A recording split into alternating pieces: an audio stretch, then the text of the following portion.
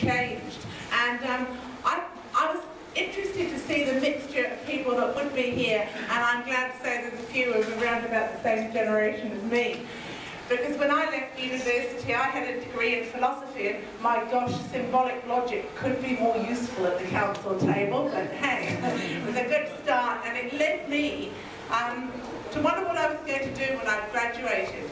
And in those days, you could actually graduate without touching a computer. We just about moved from slide rules into calculators, but there's a long way to go. And I chose to work with IBM, because I said to somebody else who was graduating in something equally useful and interesting, like art history, but hey, we had lots of fun at university, we learned lots, we stretched our brains, so I hope people will still do that. I said to her, I'm not quite sure what computers are going to mean, but I think I want to be involved. And anyway, it's a great job to be paid for when you don't know what you're going to do when you grow up. And I'm not quite sure whether I had in my mind that I was going to be mayor when I grew up, and I'm not quite sure whether I'm a grown-up mayor either. However, I didn't know then what computing and technology would do. I was a bit of a science fiction reader, and an awful lot of what I read in science fiction, both dystopia and utopia and new ways of living, have actually happened, and some of them are on their way. And one of the things that we didn't think of at that time, of course, was nanotechnology, but certainly robotics and debates about artificial intelligence. All of those things were remarkably much on the table, if only in novels, some of those things.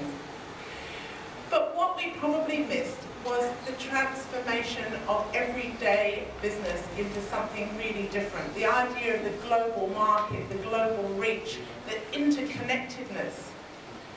And the very fact that when I was at university, the people I was flatting with were from a really wide range of disciplines. We had the art history, we had physics, we had maths, we had social sciences. And in a way, Wellington's like that writ large. You have got so many different things going on in Wellington, and none of them is big enough to hide away in. Whether you're, even at the ballet, I went to the ballet, and one of the things in the costumes, they were working with workshops. And same here at the university. You've got Victoria University working with Weta Digital and working with Google. Not too many places in the world that that could happen. You walk down Blair and Allen Streets, and you happen to meet, and you happen to go and discuss an idea, and out of that, some fabulous project's going to come. And I know there's been a lot of conversations, for example, in One Red Dog over the years, and in Pandora over other years, and no doubt now I am closer to the Civic Square in Nico, and they will continue. Because whatever we do in technology, it's face-to-face. It's the ideas, it's getting to know people that is the most potent catalyst for new ideas. I really like the way that there are people who are going to be business mentors, working together with people with really fresh ideas. And bring those ideas here, and I saw something about a bit of a warning that if you want to keep your idea to yourself and you're more worried about IP than you are worried about action and things happening, then maybe don't bring your idea here. And I think that that, again, is what we have to be about. We have to be nimble enough to make our ideas reality, and very few people can do that on their own. So if we're going to act, whether it's our economic development strategy, whether it's our digital strategy, whether it's whatever business ideas you come up with, just get on with it. And don't worry about perfect organisations and perfect ideas. And I think one of the good quotes is, if you think your first product is really, really good, then you are too slow to the market with it. That's not a bad philosophy. So, I would like to just wave something in front of you here. I don't really know why we need to print them at all now, but we still do, because it's easier for some people to be passed pieces of paper, but of course you know you don't need to be passed a piece of paper when I've got this in my hand. This is our very recently agreed digital strategy. And it's not an in-depth analysis of how much money is going to be invested in what.